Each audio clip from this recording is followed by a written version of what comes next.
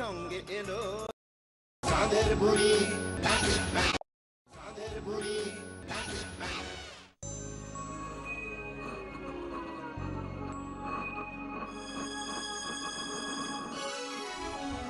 রূপকথারই গল্প শোনো, আসছে চাঁদের বুড়ি।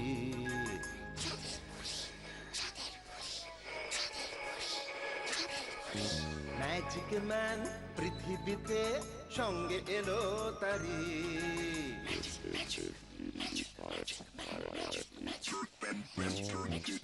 রূপকথারই গল্প শোনো, আসছে চাঁদের বুড়ি। ম্যাজিক ম্যান পৃথিবীতে সঙ্গে এলো তারি। গল্প হবে, ম্যাজিক হবে, হবে মজার খেলা। তোমরা যদি দেখতে চাও চলে এসো এই বেলা। চাঁদের বুড়ি, চাঁদের বুড়ি, ম্যাজিক ম্যান।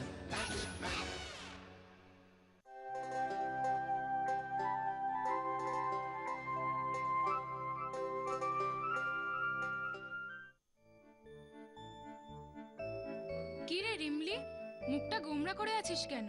স্কুলে বকুনি খেয়েছে মনে হয়। তাই বল রিমলি। না পায়েল দিদি, আসলে রিমলি, কি হলো তোমার? দেখো না চাঁদের বুড়ি, আন্টি বলেছে ফাংশনের জন্য লাল ড্রেস লাগবে। মা কিছুতেই নতুন কিনে দেবে না, বলছে বাড়িতেই একটা ড্রেস আছে, ওতেই হবে। ঠিকই তো বলেছেন। আমারও স্কুলে রাফ খাতা লাগবে, মা বলেছে খাতা বাড়িতেই তৈরি করে দেবে, ও আমি নেব না। ও, তাতাই বাবু রেগে আছেন। রিমলি, তোমাকে কি আন্টি নতুন জামাই কিনতে বলেছেন? না, ঠিক তা নয়। তাতাই বাবু, একেবারে নতুন খাতা না হলে কি তোমার খুব অসুবিধা হবে? না মানে, তাহলে তোমরা বায়না করছো কেন? মা বাবাকে কি কষ্ট দিতে হয়? তাহলে আমিও যে কষ্ট পাবো? ওরা সব সময় এমন বায়না করে, আমি মোটেও করি না। কি তাতাই বাবু, রিমলি দিদি?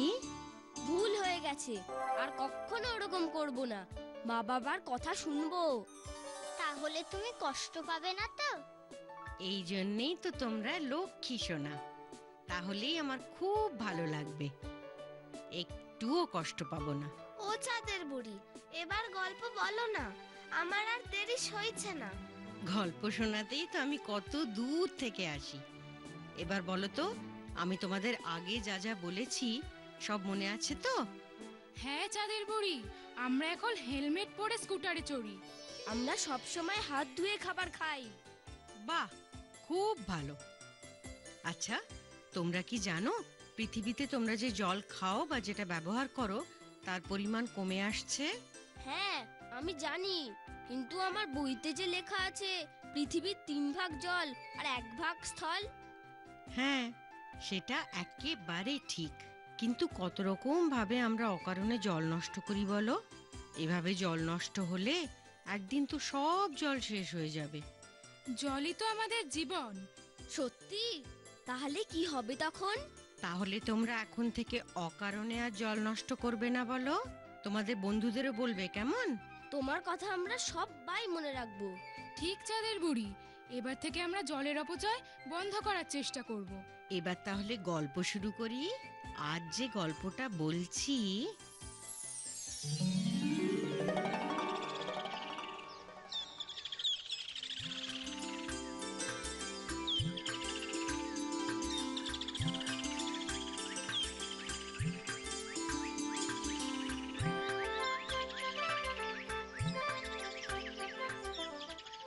সাল 1910। তখন বাংলার ঘরে ঘরে সুখ দুঃখের খবর পৌঁছে দিত ডাক হরকরা। এমনই এক সময় এক প্রত্যন্ত গ্রামে থাকত বছর 35-এর এক যুবক, নাম যশবন্ত। পেশায় ডাক হরকরা, পায়ে ঝুনঝুনি বেঁধে, ডান হাতে লণ্ঠন আর লাঠি, কাঁধে এক ঝোলা চিঠি নিয়ে মাইলকে মাইল দৌড়চ্ছে খবর পৌঁছবার জন্য। শীত, গ্রীষ্ম, বর্ষা, ঝড়, জল, রোদ্দুর সব কিছুকে উপেক্ষা করে যশোবন দৌড়চ্ছে উত্তর থেকে দক্ষিণ, পূর্ব থেকে পশ্চিম।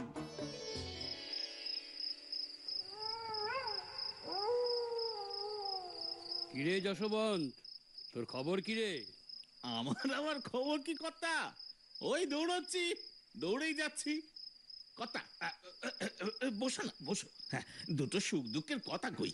সুখ আর কই রে, দুঃখেই তো কেটে গেল জীবনটা। তা কর্তা, তোমার বাড়ির সবার খবর কি গো? ওই চলে যাচ্ছে, আমাদের আবার খবর। কেন কর্তা, হয়েছেটা কি? এই তো সেদিন মেয়েটার খুব জ্বর হয়েছিল, বদ্যির কাছে নিয়ে গিয়েছিলাম।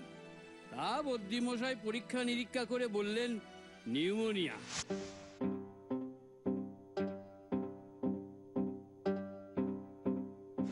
ওরে বাবা, হুম।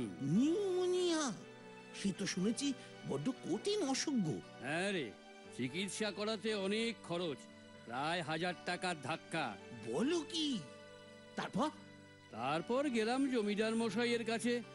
আমার শেষ সম্বলটুকু, ওই 2 বিঘা জমি বন্ধক রেখে টাকা নিয়ে করালাম চিকিৎসা। এবার তুই বল, এই রেল কোম্পানির 30 টাকা মাইনে দিয়ে আমি 1000 টাকা কবে জমিদার বাবুকে ফেরত দেব? আর কবেই বা ওই 2 বিঘা জমি আমি ছাড়াতে পারবো? সবই কপাল গো কর্তা, সবই কপাল। কি আর করবে বলো? আমারও তো হয়েছে গো কর্তা, ট্রেনে এসে গেছে।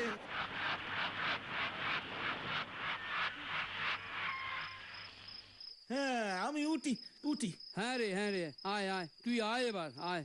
এখন তো এখান থেকে পোস্ট অফিস। হ্যাঁ গো কর্তা, এই মেল ট্রেনে করে এখান থেকে পোস্ট অফিস, তারপর পোস্ট অফিস থেকে চিঠিতে ছাপ মেরে আবার ছুটতে হবে।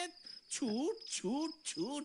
হ্যাঁ, ছোট ছোট ছোট, কত লোকের কত খবর যে পৌঁছে দিলি, তোর খবর আর কে রাখে? হ্যাঁ, ছোট, ছুটে যা, ছুটে যা। স্টেশন থেকে চিঠি সংগ্রহ করে যশবন্ত গেল পোস্ট অফিস। তারপর ওখান থেকে চিঠি বাছাই করে শুরু হবে ওর দৌড়। আজ কিন্তু অনেকগুলো মানি অর্ডার আছে, সাবধানে যশবন্ত, পরের টাকা কিন্তু পৌঁছে দিতে হবে ঠিক মতন।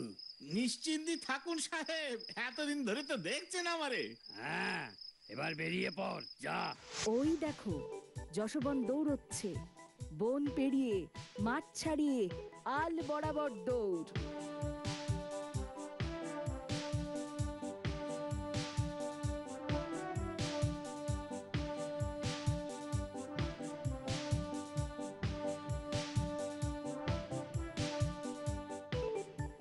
ওহে যশবন্ত, যশবন্ত না? এ কি ডাক্তার মশাই, এত রাতে এদিকে দূর গাঁয়ে রোগী দেখে ফিরছেন বুঝি? ডাক্তার মশাই, রাতভর চিঠি নিয়ে দৌড়চ্ছিস, সেদিকে বাড়ির খবর কিছু রাখিস? কেন, কি হয়েছে বাবু? তোর বাবার যে ভীষণ শরীর খারাপ রে, আজ সন্ধ্যে থেকে। তোর মা এসেছিল আমাকে নিতে। কি বলছেন বাবু? আমি তো কিছুই জানি না। বাবা ঠিক হয়ে যাবে তো? ভেঙে পড়িস না, ঈশ্বরের উপর ভরসা রাখ। চল আমার সাথে, আমার বাড়ি চল, ওষুধ বানিয়ে দিচ্ছি। তোর বাবাকে গিয়ে খাওয়া যত তাড়াতাড়ি পারিস। চলেন বাবু, চলেন।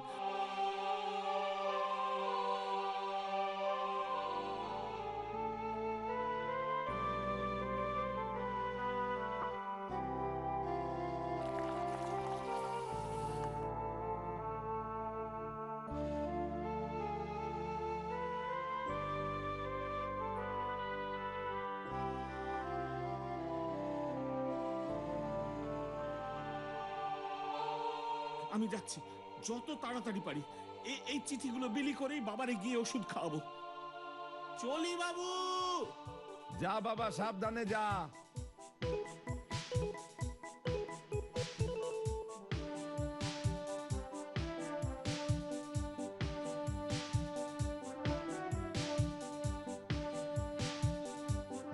বাবা, বাবা, আমি আসছি। একটু সবুর করো। হায় হায় জল, বাবাকে একটু দেখো, একটু ঠাকুর দেখো, আমি আসছি।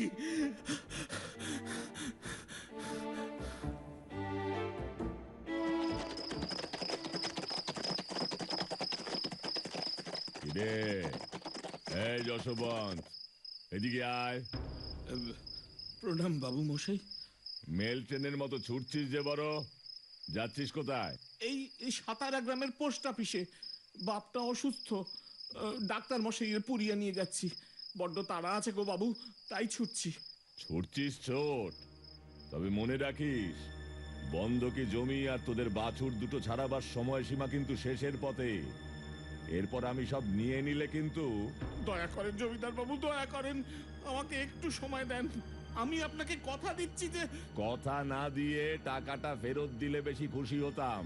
যাকে যা, এখন বাপরে গিয়ে পুড়িয়া খাওয়া। এই চল রে নন্দ, গাড়ি টান।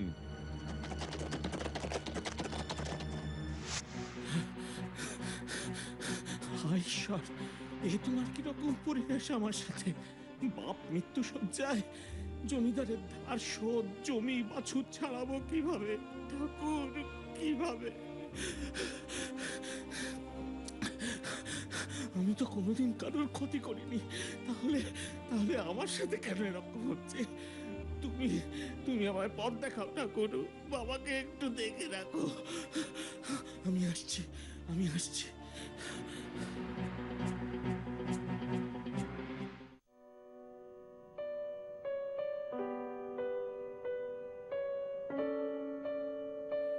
কখন আসবি বাবা? তাড়াতাড়ি আয় পুড়িয়াটা নিয়ে। ও কি আদৌ পুড়িয়াটা পেয়েছে নাকি যে আসবে? ডাক্তার বাবু তো বললেন যে ও ওই রাস্তা দিয়েই যায়, ওর হাতে দিয়ে দেবেন। তাহলে ডাক্তার বাবু কি করব এখন? পুড়িয়াটা কি আপনি এখন তৈরি করতে পারবেন না? একটু বোঝার চেষ্টা করো যশোর মা, ওটা তৈরি করতে আমার সময় লাগবে। ওষুধের উপকরণ সব তো বাড়িতে। কি করি ডাক্তার বাবু, ওনার অবস্থা তো দেখছেন। চিন্তা করো না যশোর মা, বাড়ি ফিরে আমি যশোর হাত দিয়ে পুড়িয়া পাঠিয়ে দেবো, চিন্তা করো না। হ্যাঁ, আমি এখন আসি। তবে তবে তুমি এত চিন্তা করছো কেন? ডাক্তার বাবু যখন কথা দিয়েছেন, তখন তখন তিনি তার কথা ঠিক রাখবেন। ছেলেটা এখনো আসছে না, আর তুমি আমায় সান্ত্বনা দিচ্ছ? আসবে, আসবে, এক্ষুনি আসবে। ঠাকুর, তুমি বলো আমি এখন কোন দিকে যাই, কি করি এখন আমি?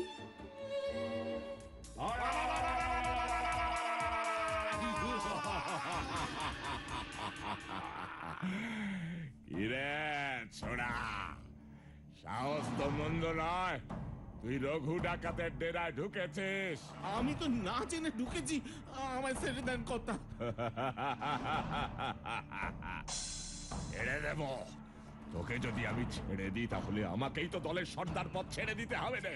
হ্যাঁ, তা কি করে হয় বল? আমার বাবার খুব অসুখ, এই দেখো কথা, আমার বাবার ওষুধ, আমাকে যেতে দাও। সর্দার ওকে এমনি এমনি ছেড়ে দেবে? অবশ্যই না। এই ছোড়া, তোর থলের মধ্যে মানি অর্ডারের সব টাকা বার কর। না, আমি কিছু দিতে পারবো না।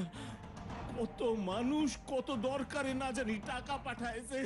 এই টাকা পেলে হয়তো কাউর চিকিৎসা হবে, কাউর মেয়ের বিয়ে হবে। না না, আমি দিতে পারবো না। বটে না, তুমি সোজা কথার মানুষ নও তো দেখছি। এই তোর বেটাকে ওকে বুঝিয়ে দে, ও কার সামনে দাঁড়িয়ে আছে। সর্দার, আর মেনে নেওয়ার ছেলে আমি নই। আমি হলাম যশবন্ত রানার অসুস্থ বাবার দিব্যি খেয়ে বলছি, এই ঝোলা অবধি পৌঁছতে গেলে তোমাদের আমাকে মেরে এগোতে হবে। এই ও কি বলছে রে?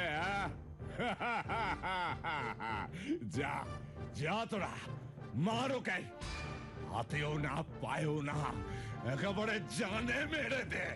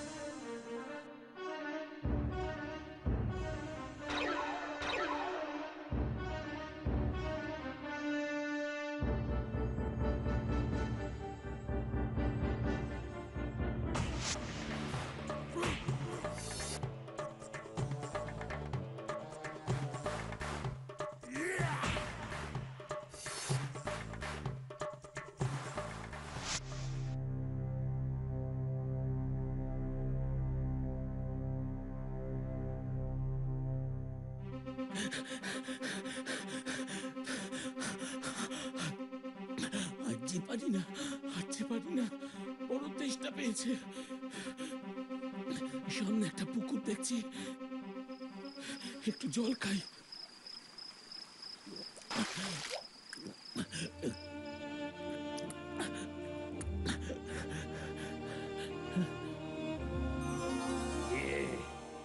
ইয়ে বাবা, আমার ওষুধটা নিয়ে এলি না?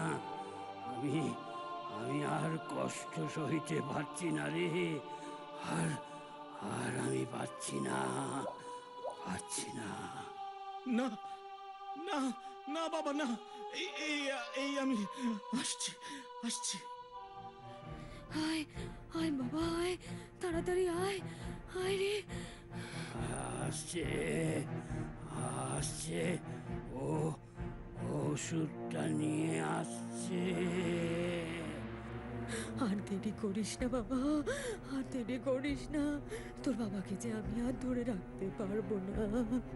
আয় তুই আয়। ঈশ্বর, ঈশ্বর। আমি আসছি, আসছি মা, বাবা আসছি। হে ভগবান, আমি আমি আসছি মা, বাবা, আমি আসছি। হে ভগবান, আমার পায়ে জোর দাও, জোর দাও, আমি আসছি, আমি আসছি। মাথায় চোট নিয়ে, ঘাড়ে দায়িত্ব নিয়ে, শরীরের সমস্ত শক্তি ক্ষয় করে যশবন্ত ছুটছে তার কাজ সম্পন্ন করে বাবার জীবন বাঁচানোর উদ্দেশ্যে। ছুটতে ছুটতে যশবন্ত পৌঁছে গেল সাতারার পোস্ট অফিসে। তারপর সেখান থেকে বাড়ির উদ্দেশ্যে। সব বাধা বিপত্তি পেরিয়ে যশবন্ত যখন তার বাড়িতে এসে পৌঁছলো,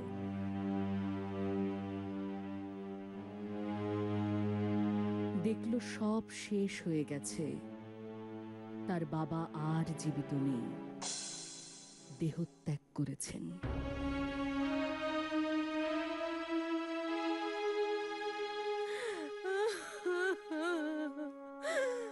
বাবা রে, তুই এত দেরি করে এলি।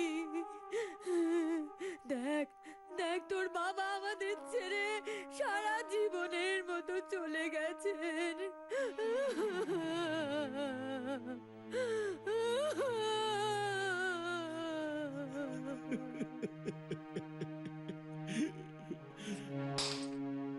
বাবা গো, আমায় ক্ষমা করো বাবা, আমি তোমায় বাঁচাতে পারলাম না গো, বাঁচাতে পারলাম না। তোমার এই অপদার্থ ছেলেকে তুমি ক্ষমা করো বাবা, ক্ষমা করো। চলে গেল যশবন্তের বাবা। যশবন্ত তার কাজ সম্পূর্ণ করতে গিয়ে তার বাবাকে চিরদিনের মতো হারালো। কিন্তু এত ত্যাগ করেও যশবন্ত তার ডাক হরকরার কাজ থেকে একদিনও বিরত থাকল না।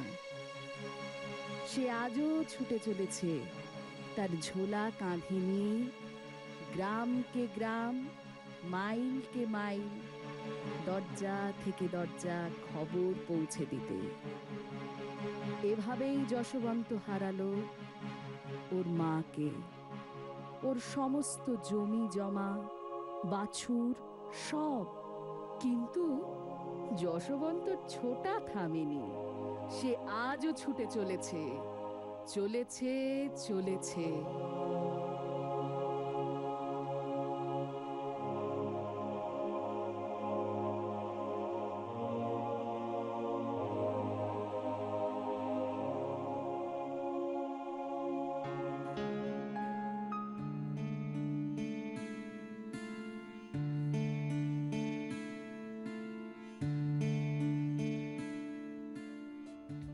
কি কেমন লাগলো গল্পটা তোদের?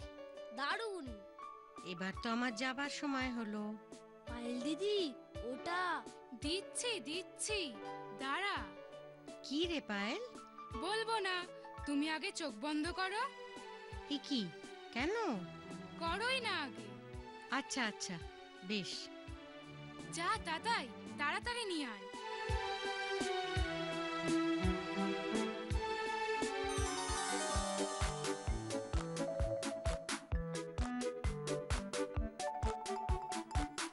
এবার চাঁদের বুড়ি চোখ খোলো।